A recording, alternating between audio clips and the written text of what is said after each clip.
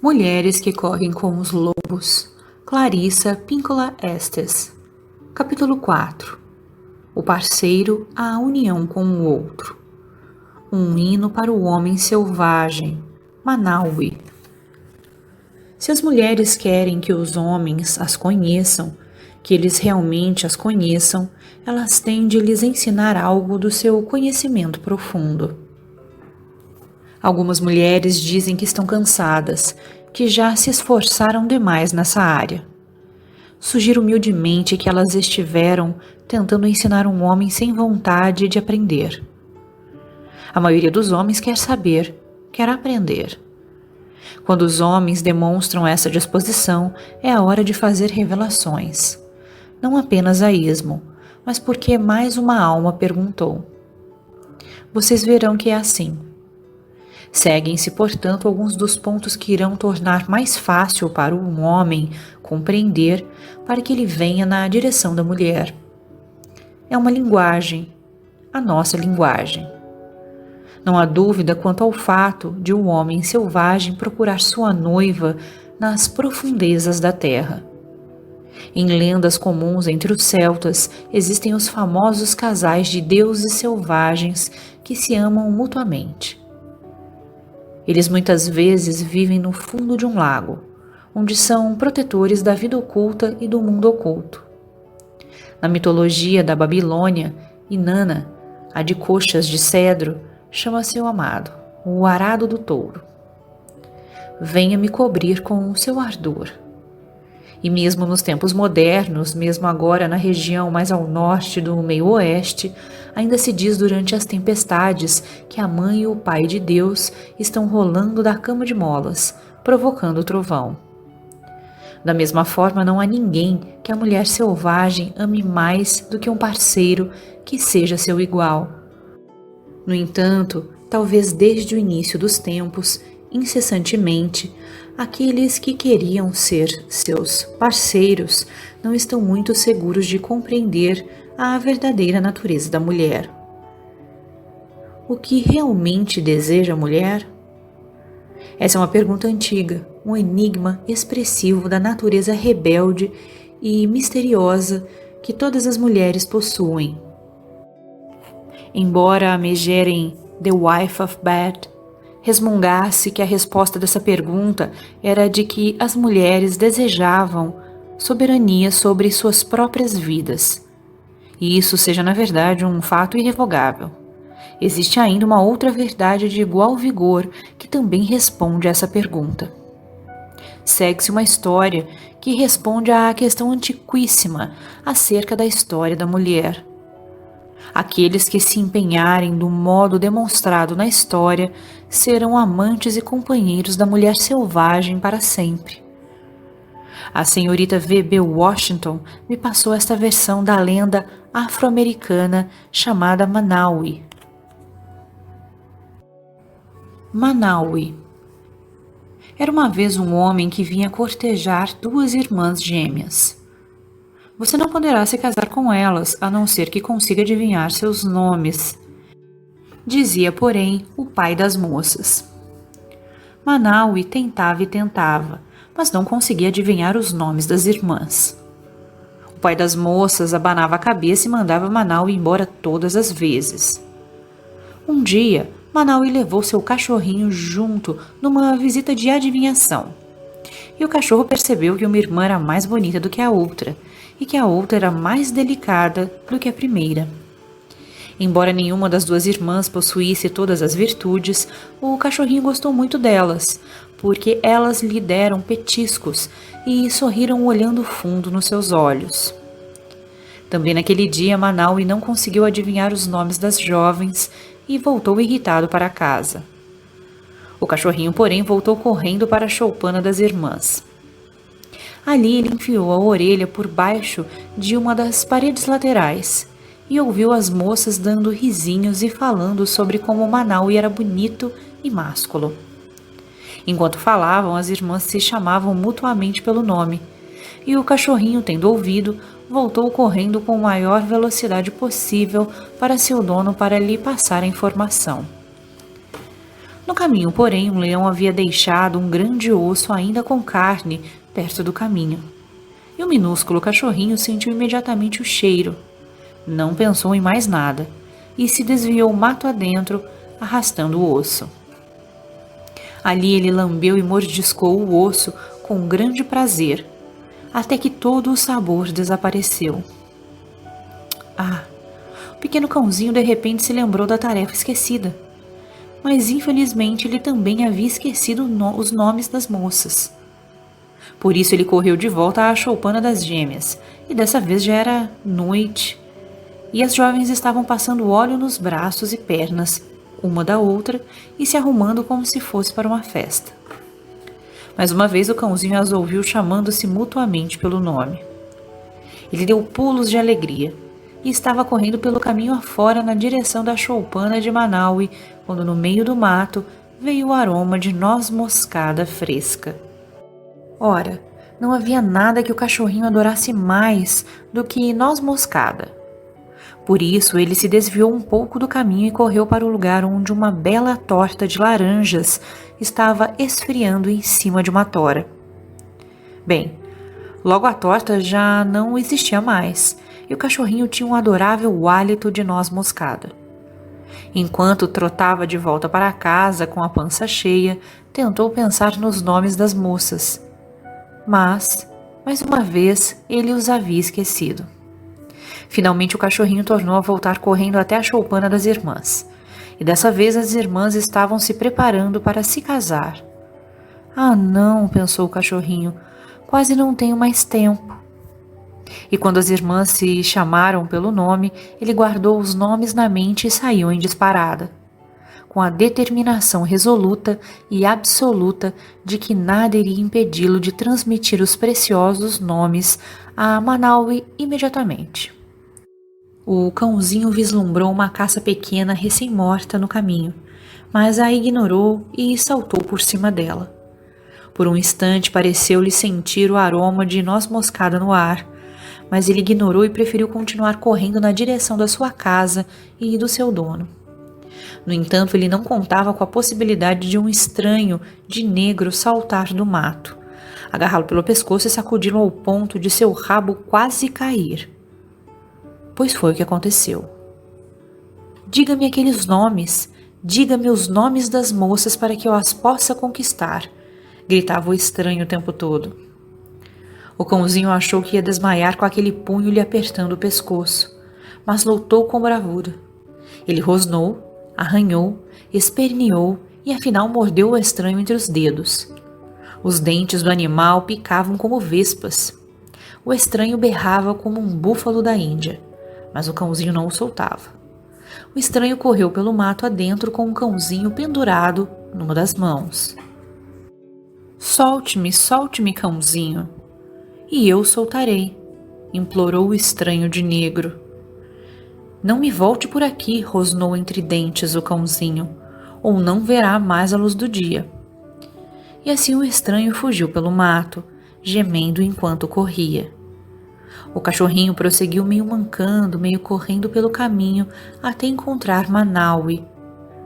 Muito embora seu pelo estivesse sujo de sangue e suas mandíbulas doessem, os nomes das jovens estavam bem nítidos na sua mente, e ele se aproximou de Manaui, claudicamente, mas feliz da vida. Manaui lavou os ferimentos do cãozinho e este lhe contou toda a história, assim como o nome das moças. Manaui correu de volta até a aldeia das moças com o cachorrinho nos ombros, e as orelhas do cachorro dançavam ao vento como rabos de cavalos. Quando Manaui chegou até o pai com os nomes das filhas, as gêmeas receberam Manaui completamente vestidas para viajar com ele. Elas haviam estado à sua espera o tempo todo. Foi assim que Manaui conquistou duas das donzelas mais belas da região. E todos os quatro, as irmãs, Manaui e o cãozinho, viveram juntos em paz por muito tempo. Creak, crack, crouch. Now the sister is out. Creak, crack, croom. Now the sister is dumb. A natureza dual das mulheres. Com os contos folclóricos, assim como com os sonhos, podemos interpretar seu conteúdo em termos subjetivos, em que todos os símbolos retraíam aspectos da psique de uma única pessoa. Mas também podemos compreendê-los em termos objetivos, na medida em que estejam associados a condições e relações do mundo exterior.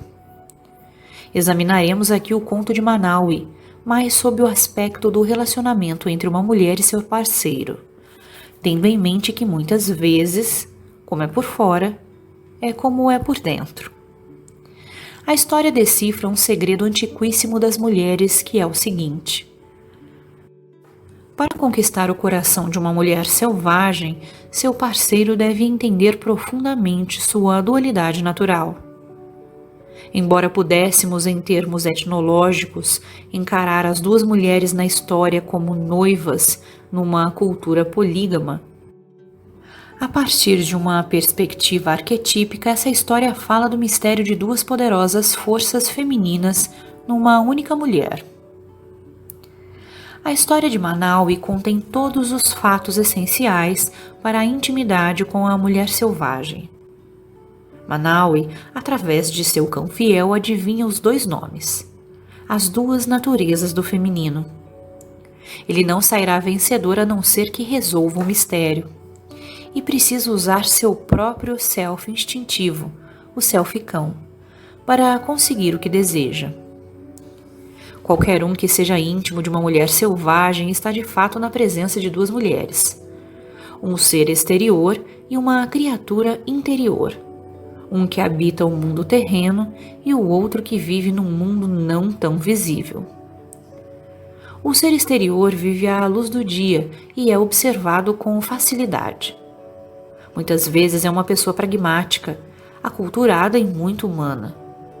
Já a criatura costuma chegar à superfície vindo de muito longe e com frequência aparece e desaparece rapidamente, embora sempre deixe uma sensação, algo de surpreendente, original e sagaz.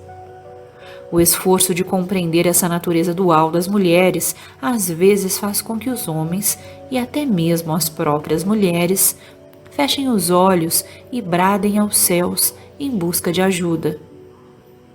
O paradoxo da natureza gêmea das mulheres reside no fato de que, quando um lado está mais frio sentimentalmente, o outro lado está mais quente.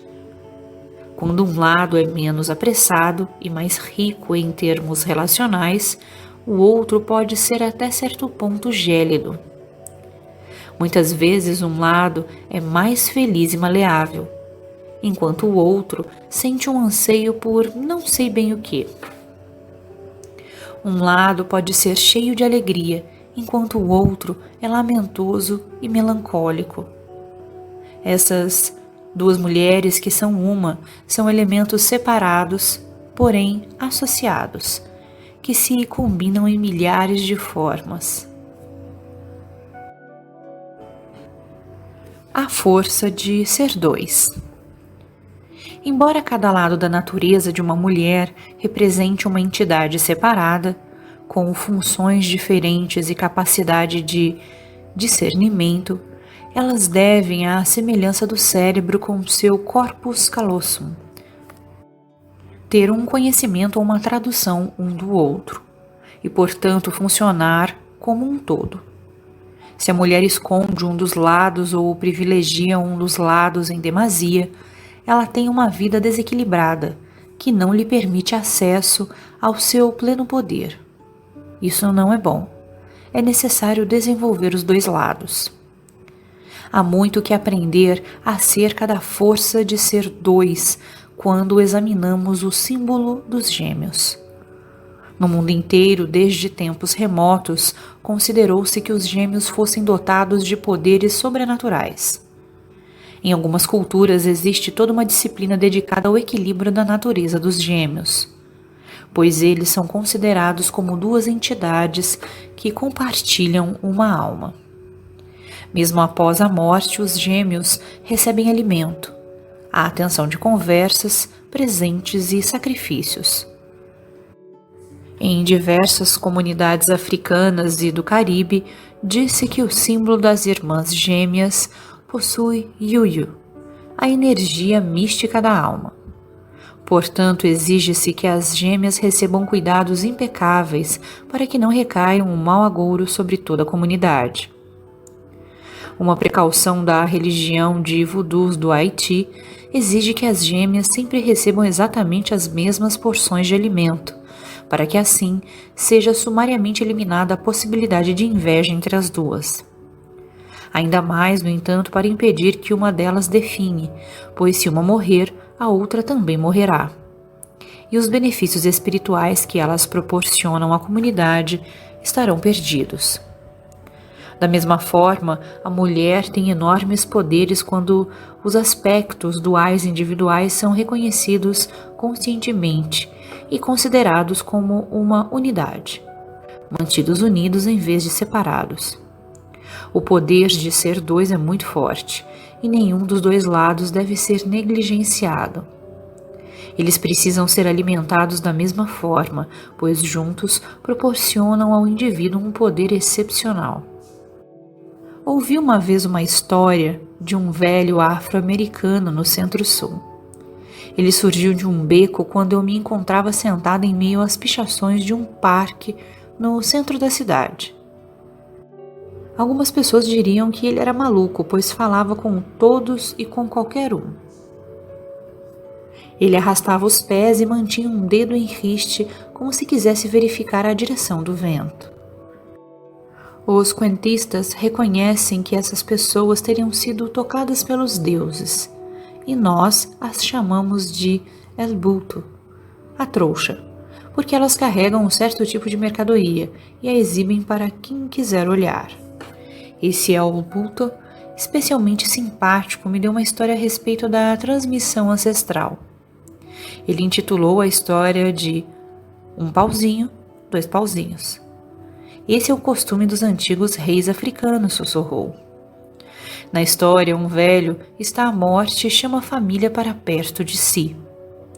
Ele dá um pauzinho curto e resistente a cada um dos seus muitos rebentos, esposas e parentes. Quebrem o pauzinho, determina ele. Com algum esforço, todos conseguem quebrar seus pauzinhos ao meio. É isso o que acontece quando uma pessoa está só e sem ninguém. Ela pode ser quebrada com facilidade. Em seguida, o velho dá a cada parente mais um pauzinho. É assim que eu gostaria que vocês vivessem depois que eu me for. Juntem seus pauzinhos em feixes de 2 ou 3. Agora partam esses feixes ao meio. Ninguém consegue quebrar os pauzinhos quando eles estão em feixes de 2 ou mais. O velho sorri. Temos força quando nos juntamos a outra pessoa. Quando estamos juntos, não podemos ser quebrados. Da mesma forma, quando os dois lados da natureza dual são mantidos juntos no consciente, eles têm um poder tremendo e não podem ser fragmentados. É essa a natureza da dualidade psíquica, das gêmeas, dos dois aspectos da personalidade feminina.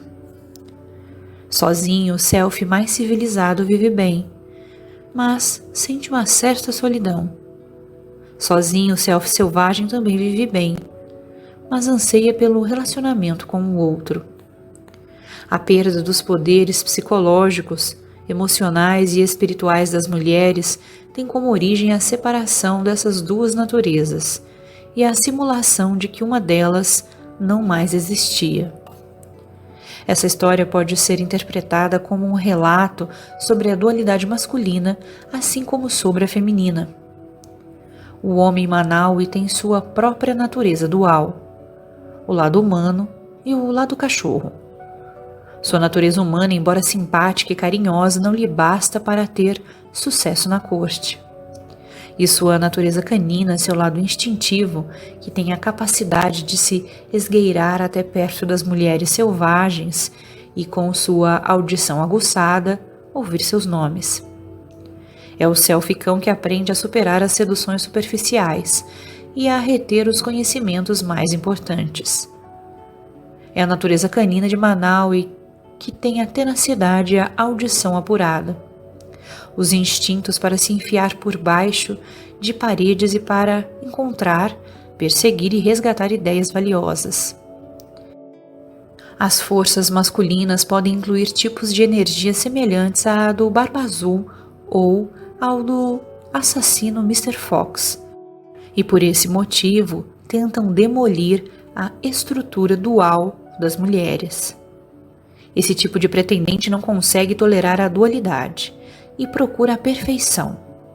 Procura a verdade única, a substância feminina imutável e inalterável, encarnada na única mulher perfeita. Cuidado! Se você encontrar esse tipo de pessoa, fuja para o outro lado com a maior rapidez possível. É melhor ter um namorado do tipo Manaui por dentro e por fora. Ele é um pretendente muito melhor, já que nutre uma intensa devoção pela ideia de ser dois. E o poder de ser dois está em agir como uma entidade una. Portanto, Manaui deseja tocar essa combinação misteriosíssima e onipresente da vida da alma na mulher. E ele dispõe de uma soberania própria, já que ele próprio é um homem natural, ligado ao selvagem. Ele tem uma sintonia com a mulher selvagem e sente atração por ela.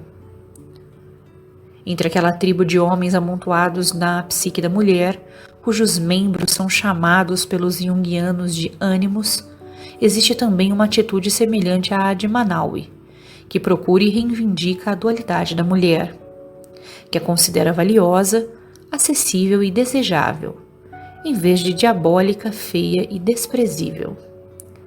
Manaui, quer esteja no mundo interior, quer no mundo exterior, representa um amante novo, mas cheio de fé, cujo desejo principal é o de identificar e compreender o luminoso duplo na natureza feminina. O poder do nome. Dar o nome a uma força, uma criatura, uma pessoa ou a um objeto tem algumas conotações.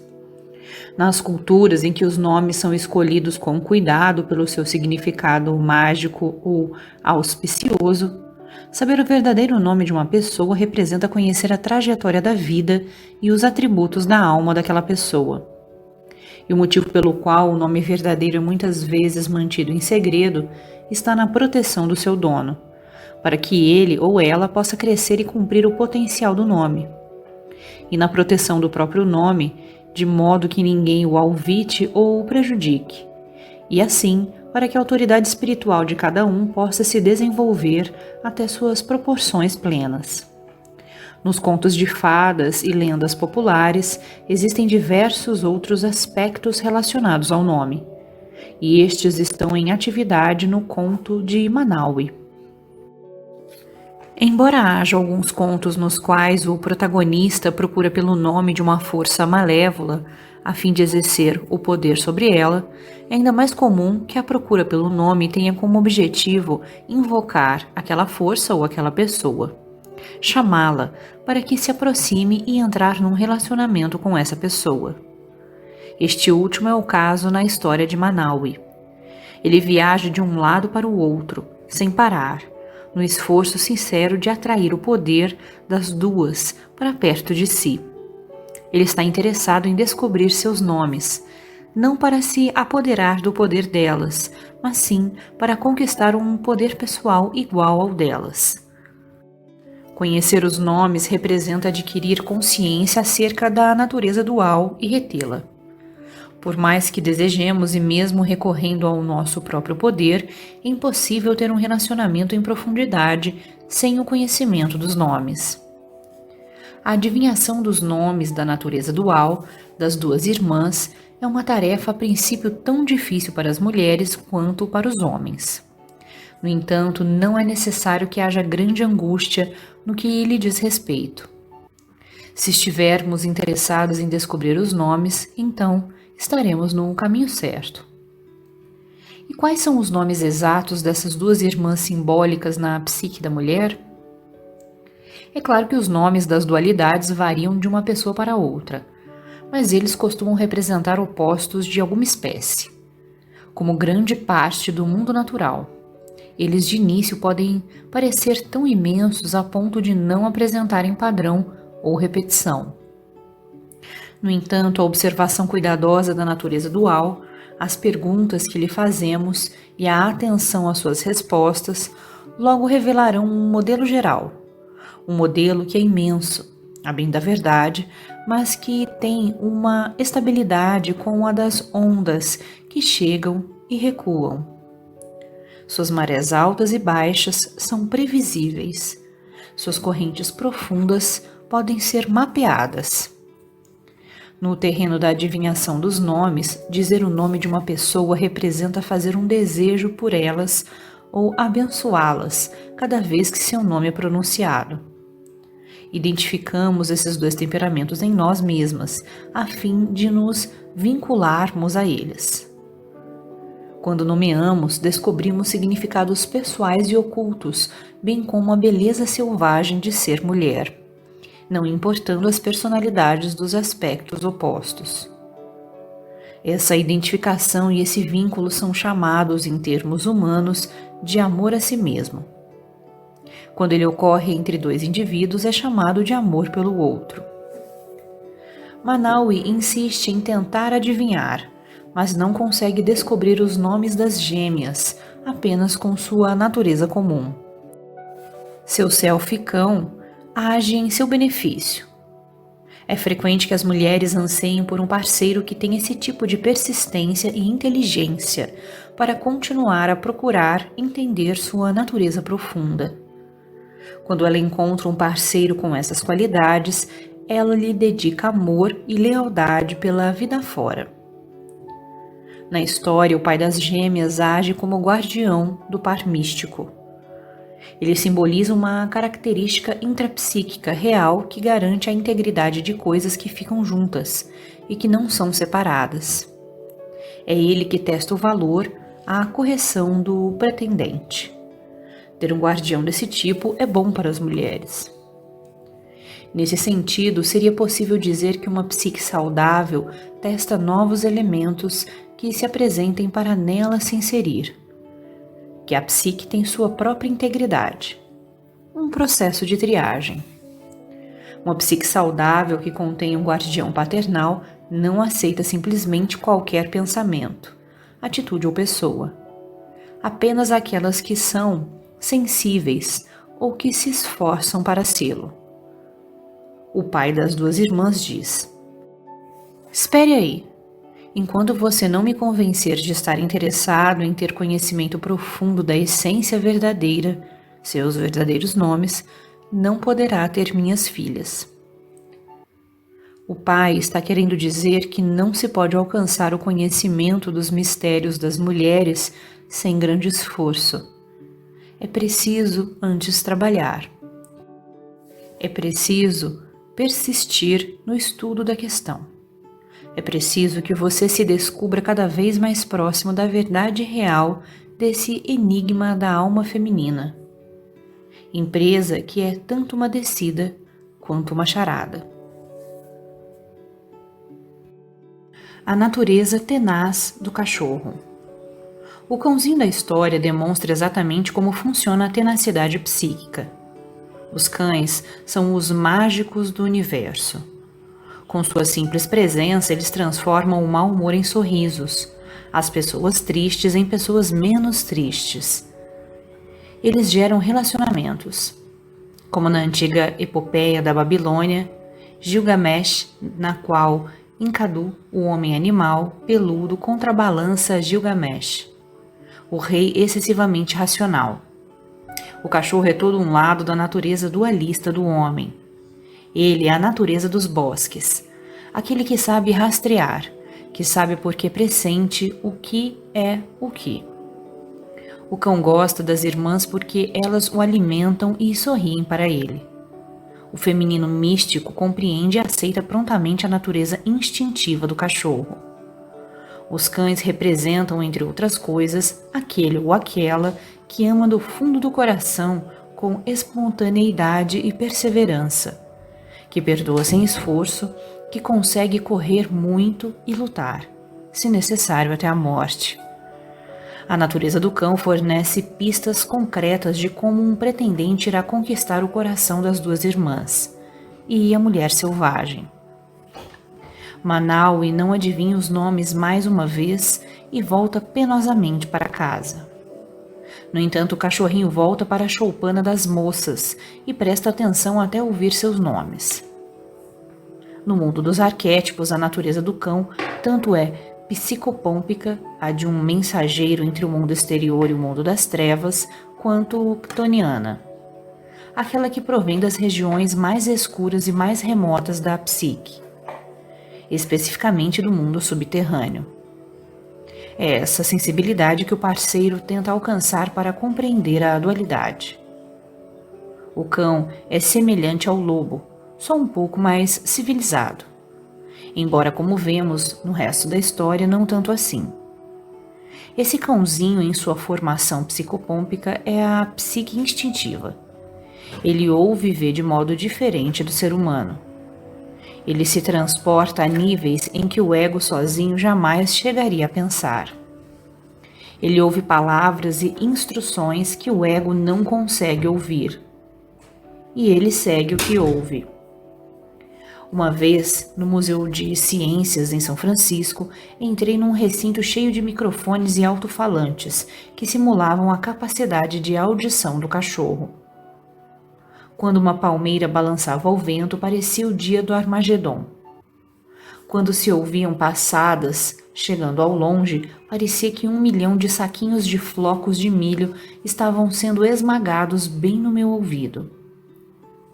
O mundo do cachorro é cheio de sons cataclísmicos e constantes. Sons que nós, como seres humanos, absolutamente não registramos. Mas o cachorrinho registra. O cão ouve, portanto, fora da faixa de audição humana. Esse aspecto mediúnico da psique, instintiva, capta pela intuição a atividade profunda, a música profunda e os profundos mistérios da psique feminina. É essa natureza que tem a capacidade de compreender a natureza selvagem nas mulheres. A sedução furtiva dos apetites. Não é por acaso que homens e mulheres se esforçam para descobrir o lado mais profundo da sua natureza. E, no entanto, têm sua atenção desviada por inúmeras razões. Em sua maioria, prazeres de diversos tipos. Alguns tornam-se dependentes dessas preferências e ficam para sempre enredados nelas, sem conseguir jamais continuar seu trabalho. O cãozinho a princípio também é distraído pelo seu apetite. Os apetites são muitas vezes foragidos, pequenos encantadores, ladrões, dedicados ao roubo do tempo e da libido. Do seu tempo e da sua libido. Jung observou que é preciso impor algum controle aos apetites humanos. Senão, como podemos ver, iremos parar a cada osso que apareça na estrada, a cada torta esfriando numa tora. Os pretendentes à procura dos nomes das dualidades podem, como o cachorro, perder sua determinação quando são tentados a sair do caminho. Isso pode ocorrer especialmente se eles próprios forem criaturas ferozes ou esfaimadas. Além do mais, eles podem se esquecer do que os motivava a agir. Eles podem ser tentados, atacados por algum aspecto do seu próprio inconsciente que deseja se impor às mulheres, para tirar vantagens, seduzir as mulheres para seu próprio prazer ou no esforço no sentido de acabar com uma sensação de vazio típica do caçador. No caminho de volta ao dono, o cãozinho é distraído por um osso suculento e com isso esquece os nomes das jovens. Esse episódio retraía uma ocorrência muito comum no trabalho psíquico profundo. As distrações dos caprichos atrapalham o processo básico. Não se passa um mês em que eu não ouça de um analisando alguma das seguintes queixas. Abre aspas. Bem, desviei minha atenção do trabalho sério porque entrei numa fase de grande excitação sexual que levou 7 dias para ser controlada. Fecha aspas. Ou, abre aspas, porque resolvi que esta semana era a época exata para dar uma podadinha em todas as minhas 500 plantas ornamentais. fecha aspas. Ou ainda, abre aspas, porque eu entrei em 7 novas iniciativas criativas, adorei o que estava fazendo e depois concluí que nenhuma delas realmente ia dar em nada, e joguei tudo pro alto, fecha aspas. Como se pode ver, o osso na estrada está à espera de todas nós. Ele tem aquele cheiro forte e apetitoso que um cachorro dificilmente ignoraria. Na pior das hipóteses, é provável que ele seja uma dependência preferida, alguma que já nos custou muito e que continua custando. No entanto, mesmo que já tenhamos fracassado repetidas vezes, precisamos tentar de novo, até que consigamos passar por ela e prosseguir com nosso trabalho principal. O trabalho profundo é muito parecido com a excitação sexual. Ele começa do nada, vai se acelerando em platôs e atinge um estágio uniforme e intenso. Se os platôs forem interrompidos abruptamente, e imaginemos um ruído forte e inesperado, teremos que começar tudo de novo. Existe uma tensão de excitação semelhante no trabalho com a camada arquetípica da psique. Se a tensão for interrompida, é preciso que se comece praticamente do nada. Portanto, há muitos ossos na estrada, ossos suculentos, belos, interessantes, irresistivelmente atraentes.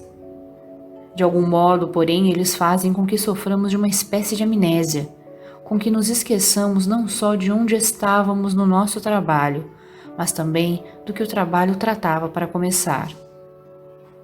Recomenda o Alcorão, abre aspas, sereis chamados a prestar contas de todos os prazeres permitidos na vida de que não tivestes usufruído durante vossa estada na terra. Fecha aspas. Não obstante, o prazer em excesso ou mesmo em quantidade ínfima na hora errada pode provocar uma enorme perda de conscientização. Nesse caso, em vez de um grande afluxo de sabedoria, vagueamos por aí como um professor distraído resmungando. E agora? Onde é que eu estava mesmo? Semanas, às vezes meses, são necessárias para que nos recuperemos dessas distrações. Na história, o cachorro volta correndo até a choupana das irmãs, ouve novamente seus nomes e sai a toda velocidade mais uma vez. Esse cão tem um instinto certo para tentar insistir em tentar. No entanto, lá está a torta de laranjas que o distrai, e ele mais uma vez esquece os nomes. Um outro aspecto do apetite dominou a criatura e voltou a afastá-lo da sua tarefa. Embora sua pança esteja satisfeita, o trabalho da alma não foi cumprido. Começamos a compreender que esse processo de nos mantermos conscientes, em especial de não ceder a apetites perturbadores enquanto tentamos realizar a conexão psíquica, é longo e que é difícil manter a fidelidade a ele. Vemos o astuto cãozinho dando o máximo de si. Mesmo assim, é longo o caminho desde o inconsciente profundo dos arquétipos até a mente consciente. É demorado o mergulho até os nomes lá no fundo e demorada a volta até a superfície. Manter o conhecimento no consciente é difícil quando há armadilhas ao longo do caminho. A torta de laranjas e o osso representam seduções perturbadoras que são deliciosas a seu modo. Em outras palavras, existem elementos na psique de todo mundo que são traiçoeiros, trapaceiros e maravilhosos. Esses elementos são inimigos da conscientização. Eles vicejam por manter tudo oculto e excitante. Às vezes é difícil nos lembrarmos de que estamos aguardando a alegria da luz. O cãozinho é quem traz a luz. Ele está tentando criar um vínculo consciente com a mística natureza dual. Alguma coisa tenta impedi-lo de cumprir essa missão. Alguma coisa que não é visível, mas que, sem a menor dúvida, é quem coloca ossos no caminho e arranja tortas. Sem dúvida, deve ser o estranho sinistro, outra versão do predador natural da psique que se opõe à consciência. Em virtude da ocorrência natural desse oponente na psique das pessoas, até mesmo a mente mais saudável é suscetível a se desnortear. A lembrança da verdadeira tarefa e sua repetida recordação dentro de nós mesmas, no estilo de um mantra, nos devolverá a consciência. A conquista da ferocidade. O cãozinho aprende os nomes das mulheres outra vez e volta correndo para seu dono. Ele ignora o petisco no meio da estrada e o aroma apetitoso que vem do mato. Nesse ponto, vemos o despertar da consciência da psique. A psique instintiva aprendeu a se controlar, a fixar prioridades e a concentrar a atenção. Ela se recusa a ser distraída, agora está determinada. No entanto, de repente, um ser sombrio vindo do nada salta sobre o cãozinho. O estranho sinistro sacode o cachorro aos gritos. Diga-me os nomes! Diga-me os nomes das moças para que elas sejam minhas. O estranho sinistro não se importa com a dualidade ou com as nuances sutis da psique. Para ele, o feminino é um objeto a ser conquistado e nada mais. O estranho pode ser encarnado por uma pessoa verdadeira no mundo exterior ou por um complexo negativo interno. Não importa qual seja a apresentação, o efeito devastador é o mesmo. Desta vez, porém, o cachorro entra numa luta desenfreada. Seja a pessoa do sexo masculino, seja do feminino. Isso pode ocorrer na vida objetiva quando um incidente, um lapso, algum acontecimento estranho de qualquer natureza surge de repente e tenta nos fazer esquecer quem nós somos. Há sempre algo na psique que procura nos privar dos nomes. Também no mundo objetivo existem muitos ladrões de nomes. Na história, o cãozinho luta como se disso dependesse sua própria vida. Às vezes, o único meio de aprendermos a nos manter fiéis ao nosso conhecimento profundo resulta no surgimento desse estranho à nossa frente. Somos então forçadas a lutar pelo que prezamos, lutar para ter firmeza naquilo a que nos dedicamos, lutar para superar nossas motivações espirituais mais superficiais, o que Robert Bly chama de desejo de se sentir maravilhoso, lutar para terminar o que iniciamos. O cãozinho luta para guardar os nomes, superando assim seus repetidos escorregões no inconsciente. Terminada a batalha, ele não perdeu os nomes, pois era exatamente esse o motivo da briga, ter o conhecimento do feminino selvagem. Quem quer que possua esse conhecimento tem um poder equivalente ao da própria mulher. O cão lutou para transmitir esse poder ao homem digno, Manaui. Ele lutou para manter afastado desse poder um aspecto da natureza humana primitiva, que o usaria indevidamente. A transmissão do poder às mãos certas é tão importante quanto a descoberta dos nomes. O cão heróico passa os nomes a Manaui, que os apresenta ao pai das moças. Estas já estão prontas para partir com o Manaui. O tempo todo elas estavam aguardando que ele descobrisse e guardasse o conhecimento consciente das suas naturezas intrínsecas. Concluídos, portanto, que as duas coisas que prejudicam o avanço nessas questões são as distrações dos nossos apetites e o estranho sinistro, sendo que este pode estar no opressor, inato à psique, ou às vezes numa pessoa ou situação do mundo objetivo. Seja como for, cada uma sabe no fundo como derrotar esses saqueadores e espoliadores. Guarde os nomes são tudo. A mulher interior. Às vezes as mulheres ficam cansadas e irritadas à espera de que seus parceiros as compreendam. Por que eles não conseguem saber o que eu penso? O que eu quero? Elas ficam exaustas de fazer essa pergunta. No entanto, existe uma solução para esse dilema, uma solução prática e eficaz.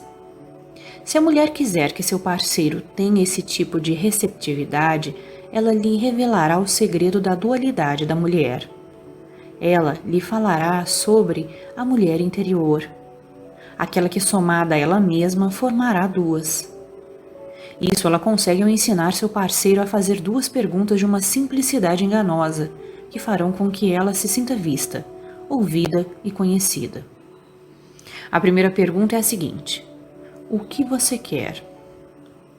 Quase todo mundo faz alguma versão dessa pergunta, mas de forma automática. Existe, porém, uma pergunta ainda mais essencial: o que deseja o seu self mais profundo? Quando se ignora a natureza dual da mulher e se julga a mulher pelo que ela aparenta ser, pode-se vir a ter uma grande surpresa. Pois quando a natureza primitiva da mulher emerge das profundezas e começa a se afirmar, é frequente que ela tenha interesses, sentimentos e ideias muito diferentes dos que manifestava antes. Para tecer um relacionamento seguro, a mulher também fará as mesmas perguntas ao parceiro. Como mulheres, aprendemos a reunir as forças dos dois lados da nossa natureza e da dos outros também. A partir da informação que recebemos reciprocamente dos dois lados, podemos determinar com clareza o que é mais valorizado e como reagir de acordo com isso. Quando a mulher consulta sua própria natureza dual, ela está cumprindo o processo de olhar, examinar e sondar o material que está para além do consciente, sendo, portanto, muitas vezes surpreendente no seu conteúdo e no seu tratamento, e quase sempre de imenso valor. Para amar uma mulher, o parceiro deve também amar sua natureza primitiva. Se a mulher aceitar um companheiro que não possa amar ou que não ame esse seu outro lado, ela sem dúvida acabará arrasada sobre algum aspecto e deixada vaguear cambaleante em desmazilo. Portanto, os homens, tanto quanto as mulheres, devem identificar suas naturezas duais. O amante mais querido, o pai mais valorizado, o amigo ou homem selvagem mais valioso é aquele que deseja aprender. Quem não se delicia com o aprendizado, quem não é atraído por novas ideias ou experiências, não conseguirá passar do marco de estrada junto ao qual está descansando agora. Se existe uma força que alimenta a raiz da dor, ela é a recusa a aprender além do momento presente. Sabemos que a criatura homem selvagem está à procura da sua própria mulher terrena. Com medo ou não, é um ato de profundo amor o de se permitir ser perturbado pela alma primitiva dos outros. Num mundo em que os seres humanos têm tanto medo da perda, existe um excesso de muralhas protetoras contra o mergulho na luminosidade de outra alma humana. O companheiro certo para a mulher selvagem é aquele que tem uma profunda tenacidade e resistência de alma. Aquele que sabe mandar sua própria natureza instintiva ir espiar por baixo da cabana da alma de uma mulher e compreender o que vir e ouvir por lá. O bom partido é o homem que insiste em voltar para tentar entender. É o que não se deixa dissuadir.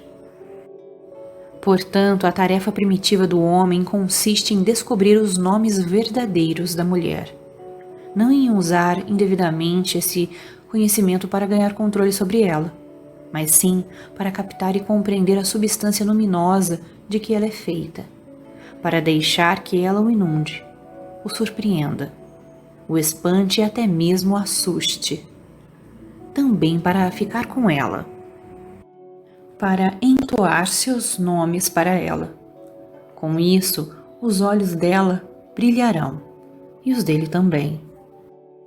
No entanto, para que não descansemos antes da hora, há ainda um outro aspecto da identificação da dualidade, um aspecto ainda mais apavorante, porém essencial a todos os amantes. Enquanto um lado da natureza dual da mulher pode ser chamado de vida, a irmã gêmea da vida é uma força chamada morte. A força chamada morte é uma das bifurcações magnéticas do lado selvagem.